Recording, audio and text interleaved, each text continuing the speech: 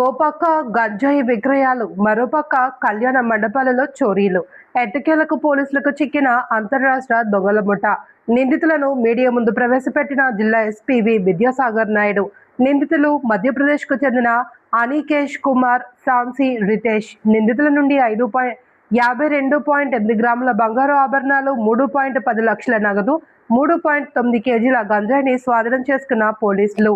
CCTV footage, facial recognition వంటి ఆధునిక సాంకేతిక పరిజ్ఞానంతో నిందితులను అరెస్ట్ చేశాము. ఎస్పీ విద్యాసాగర్ నాయుడు. నిందితులను పట్టుకోవడంలో ప్రతిభను కనబరిచిన పోలీస్ సిబ్బందికి రివార్డులు అందించిన జిల్లా ఎస్పీ.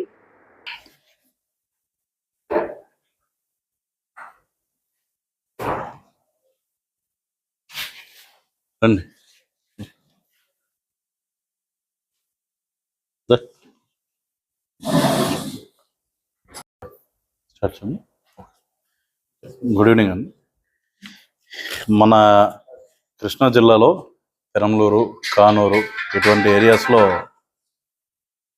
సంచరిస్తూ గంజాయి విక్రయిస్తా, అదేవిధంగా ఈ కళ్యాణ మండపాల్లో ఫంక్షన్స్ అవుతున్నప్పుడు ఫంక్షన్ హాల్స్లోకి వెళ్ళి అటెన్షన్ డైవర్ట్ చేసి వాళ్ళ దగ్గర ఉన్న గిఫ్ట్ బ్యాగ్స్ కానివ్వండి, లేకపోతే జ్యువెలరీ దేంట్లో పెట్టుకుంటున్నారో చూసి ఆ జ్యువెలరీ ఉన్న బ్యాగ్స్ కానివ్వండి, ఈ దొంగలించే అంతర్రాష్ట్ర దొంగల ముఠా ఒకటి. వీళ్ళంతా కూడా మధ్యప్రదేశ్ రాష్ట్రానికి చెందిన ముఠాని నిన్న మన పెనంలూరు పోలీస్ స్టేషన్ వాళ్ళు పట్టుకోవడం జరిగింది. ముఖ్యంగా చూస్తే రీసెంట్ టైమ్స్లో కళ్యాణ మండపాల్లో ఈ చోరీలు అవుతున్నాయి.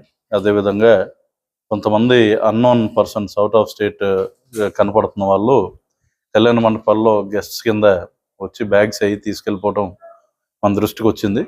2-3 కంప్లైంట్స్ రావడంతో అక్కడ స్పెషల్ టీమ్స్ని పెట్టాం. స్పెషల్ టీమ్స్ పెట్టినప్పుడు వీళ్ళకి అనుమానాస్పదంగా ఈ మన స్టేట్ కాని వాళ్ళలాగా కనపడుతూ తిరుగుతున్న వాళ్ళని చూసుకున్నప్పుడు ఈ రితేష్ సిసోడియా అండ్ మనకి చూస్తే అనికేష్ కుమార్, సాన్సి అండ్ రితేష్, వీళ్ళిద్దరూ 20 సంవత్సరాల వాళ్ళు. వీళ్ళిద్దరూ కూడా మధ్యప్రదేశ్ రాష్ట్రానికి చెందిన వాళ్ళు.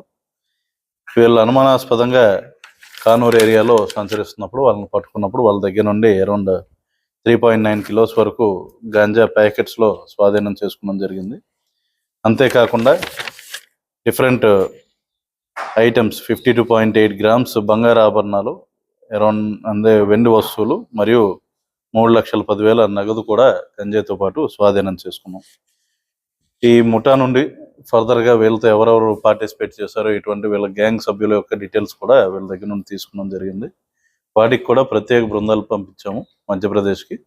అక్కడ కన్సర్న్ జిల్లా ఆఫీసర్స్తో మాట్లాడి అక్కడ కూడా వీళ్ళకి సంబంధించిన వాళ్ళని తీసుకురావడం జరుగుతుంది. అంతేకాకుండా మనకి main request from our side ఏంటంటే, అన్నోన్ పర్సన్స్ ఎవరైనా మీ ఏరియాలో కానీ లొకాలిటీలో కానీ కనపడ్డప్పుడు ఇమ్మీడియట్గా మీ స్థానిక పోలీసులకు కానీ లేదా డైల్ 112కి ఫోన్ చేసి సమాచారం ఇవ్వాల్సిందిగా కోరుతున్నాం. దీనివల్ల ఏంటంటే అట్లీస్ట్ ఈ ఫంక్షన్స్ ఇట్లాంటి వాటిల్లో కూడా కొద్దిగా జాగ్రత్తగా ఉండటం వల్ల ఇటువంటి ఇన్సిడెంట్స్ ప్రివెంట్ చేయగలుగుతాం. అండ్ ఈ గ్యాంగ్ మిగతా ఈ రాష్ట్రంలో ఇంకా 3-4 ప్లేసెస్లో కూడా ఇది ఆపరేట్ చేసినట్టు గుర్తించాము. వాటికి సంబంధించిన డీటెయిల్స్ కూడా తీసుకుని ఆ సంబంధిత జిల్లాలకు కూడా తెలియజేయడం జరుగుతుంది.